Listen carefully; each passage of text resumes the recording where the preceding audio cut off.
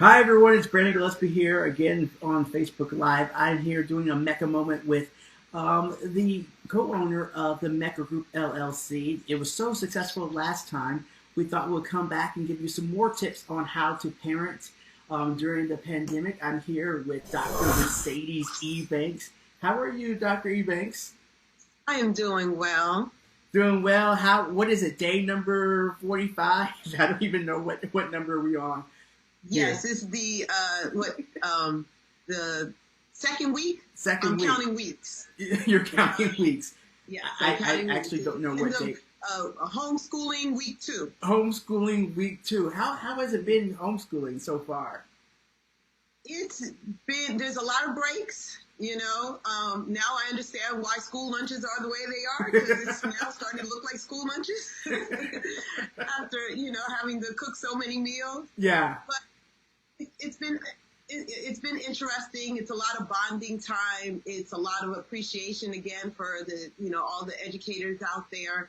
But we're making it through. We're doing what we have to do to keep ourselves safe and keep others safe. So we are home. Okay, so last time we were here, we talked about getting used to the new normal and working with your children during the coronavirus pandemic. Now we have a follow up. We were so successful, so we're going to be asking if you have questions about parenting, about chores, about discipline. You can leave the comments on this page and on the MECCA page and on Dr. Ebanks. I think you'll put it on your page. Yes. If you have any questions about that, let us know. Dr. Ebanks, did you see any questions or have you heard anything other than the questions we're going to go into in a second? What was the feedback from the last, broadcast? The parents that have commented were very appreciative of the information. Yeah, they like to hear different tidbits on kind of what to do and how to go about things. And I think that it would be important to follow up and just be available to talk and to chat and to be able to give more information. Parents, please feel welcome to ask any questions or place any comments or share information because there is a lot of information out there. So any information that you could share as well or resources, please share with others. Educational resources, social, emotional, behavioral resources, please share because I always welcome information. I think that's what we're finding out there right now is that a lot of people, as parents are becoming teachers and parents are staying at home, people are sharing a lot of tips online. I've seen that on, how to do, math problems or how to maybe if you don't really know how to cook, what's the best meal, for lunch to make. I think this is the perfect time to share tips and look at how we can support each other. Let's go into one of the questions that we already have here. It says, how does COVID-19 affect shared parenting time with co-parents and visitation? Dr. Ebanks, how does that work?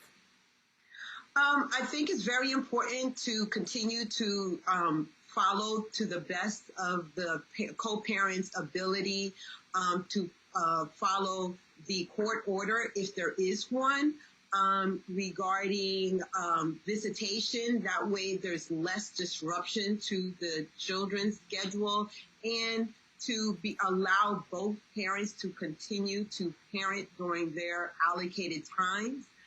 However, if there is if the ability to be able to do the visitation is disrupted due to traveling, not being able to get into see the children or the child because of flight cancellations and other restrictions, I think then it's important to be creative, allow for more FaceTime, allow for more time for phone conversation, emailing, other ways of communicating. And other things that need to be considered is if one of the parents is perhaps a healthcare provider and may be more on call. So I think what's most important is the communication between both parents during this time to maintain flexibility and communicating to see what is safe for the children, and not that one parent is, making the decision, but that it is a joint decision between both parents on what is best and what are the needs of the parents as well as what are the needs for the children. Yeah, I think it's very important that this co-parenting be collaborative, especially in this hard time. Do you see or have you heard, children struggling with not being able to see another parent, or not knowing? How do you deal with telling, not knowing the finite time that, this will be all over, and telling your children, you may not see your mom or dad for, a long period of time? How do you tell children that? Yeah, and again, I think what's most important is that communicating and not having the answer and making it seem like it's a definitive, because things can change, things can be extended, or things can be relieved at some point. We don't know. And keeping the children informed of, we're going to keep you posted. Right now it looks like this, and let's work around doing a plan for the next week or the next 2 weeks. And this is what it's going to look like. And again, if both parents are able to speak to the children together, even if it's via FaceTime, I think that is best, because that way the children are able to see that both parents are working together again during this very difficult time, and being able to be emotionally available for your children. So I would think that, to reiterate, just to not have it such a definitive, because we just don't know right now. That's right. Emotional availability is something that we all have to do, even more so because of the social distance. Let's go into question number 2. It says, should you discipline your children while home all day? Oh, yeah. That's something that a lot of parents are considering right now. Should you discipline your children when they're home all day, Dr. Ebanks? I think it's still very important to have discipline and structure. And the answer is yes, discipline is still very important, but sending them to their room where they were in the room all day long may not be the best discipline. Yeah. And again, kind of really trying to find out, is the action or the behavior as a result of boredom, out of result of frustration, out of result of the stress that the child is feeling. So it is still it's more important to figure out where did that behavior stem from, than to just react to it in perhaps the typical or usual way. And then being creative with your, discipline, perhaps, taking,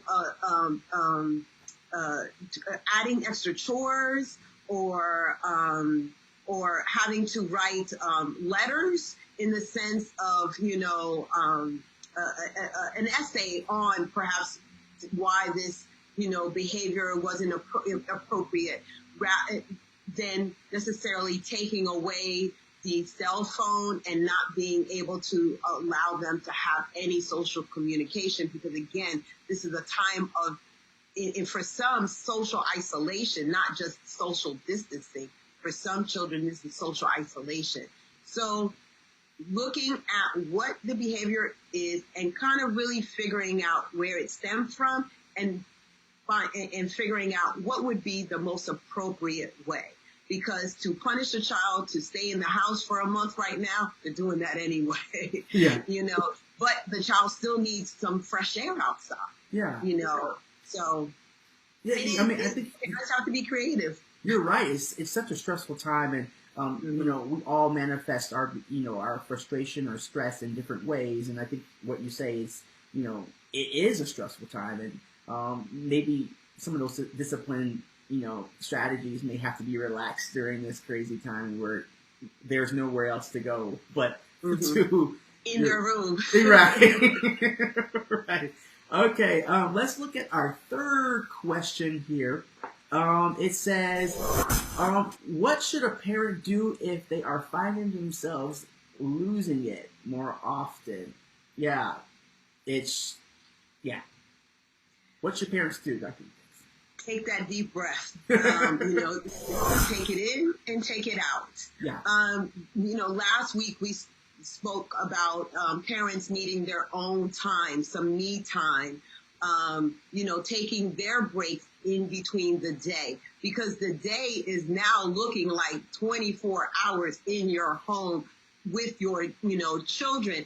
And as joyful as that is when you're on vacation, this is not a vacation, because many parents are teleworking, many parents are homeschooling, and then still being the disciplinarian, also doing the, all of the meal prepping. So it is a lot for those 24 hours. And then finding some space and, lighting a candle, or taking some time to read a book, or, taking some time to meditate, or have a moment of silence and calmness and quiet time is very important. But parents have to be, again, not feel guilty for being stressed, not to feel guilty about having a level of anxiety that they've never experienced before. So losing it might be just due to not knowing how to cope with the situation. So I certainly encourage parents to reach out for support. Go through their health insurance provider if they have one, or there are a list of other available free resources now for their children and for themselves regarding behavioral health. People tend to be leery of seeking mental health services, thinking that there has to be something wrong with them. It's not about something being wrong. It's more about learning how to see a situation that they have to figure out how to cope with, or going through a transition. And this is certainly a period of transition. This is certainly a period of uncertainty. So I certainly encourage people to, and especially parents, to reach out for services. You no longer have to go to an office to receive counseling services. It's now available through telehealth, through teletherapy, where just similar to this situation, where you could be in the privacy in your home, find a quiet location, and receive therapy through Zoom or through Skype or through FaceTime to speak to a therapist. Let's talk about that. I know, mental health professionals, we always talk about self-care, self-care, self-care. And you're right. I think, finding a support system, finding someone to talk to is definitely something that people should definitely take the opportunity right now to do so. I know the MECCA Group offers telehealth therapy to both adults and children.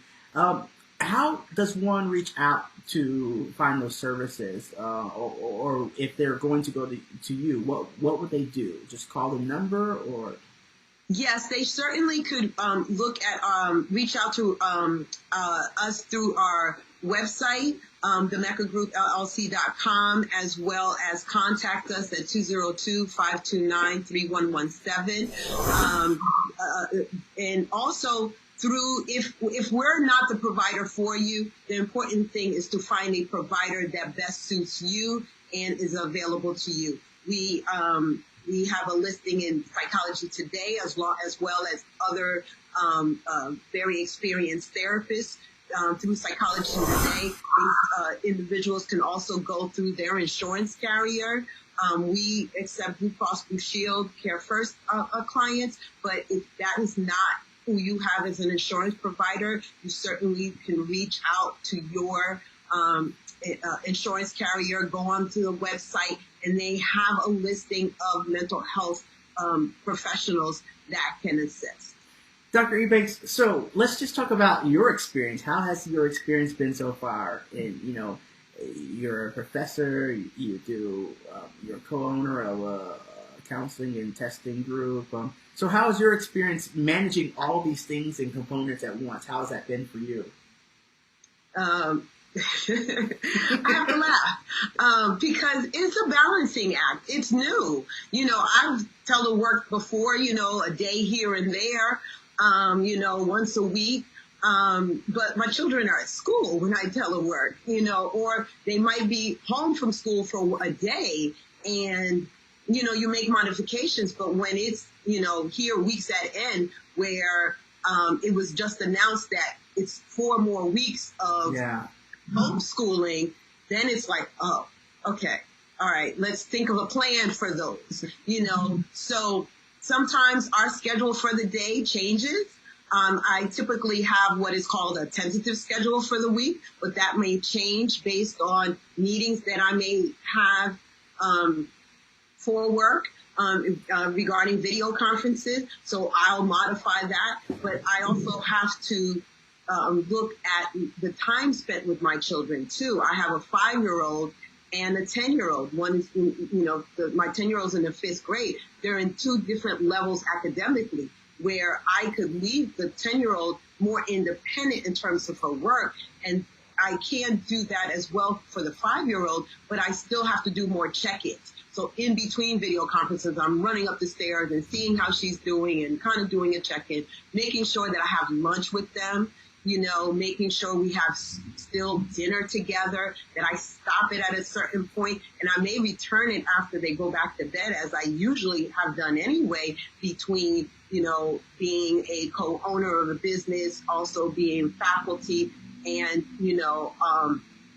and then all the other personal things, still having to pay, bills and figuring out those things. It's a balancing act, but I realize when I need to turn it off. And when I need to just look, at a movie or, I get several recommendations from friends about what's the latest and greatest on Netflix or Hulu. And having that time with my friends. I do, also, virtual meetings, we'll call it, over the phone, over, Zoom with my friends. And I look forward to that. You so appreciate everyone, in your life more now than ever. And I think that trend, hopefully that trend will continue, where we continue to use technology to facilitate opportunities to connect emotionally. But, I love it that it's free and I don't have to leave my house as an introvert sometimes. It's nice not to have to leave and just have a virtual conference. Thank you so much for talking to us about, helping your children and helping parents parent during this pandemic. If you have any more questions, again, you can contact the MECCA Group on their website at themeccagrouplllc.com. Their phone number is 202-529-3117, and there are telehealth therapy opportunities. So just give them a call. Dr. Ebanks, thank you so much for talking with us. I'm sure we'll talk again about something. We're going to be at home, and so people are going to have... Yes, we will certainly do this again next week, same time. Yes, same time next week. Next Friday at 2 o'clock. We'll be here to answer your questions. Send those questions to Dr. Ebanks. What's the email address for questions that they can send to, or they can leave comments on the page?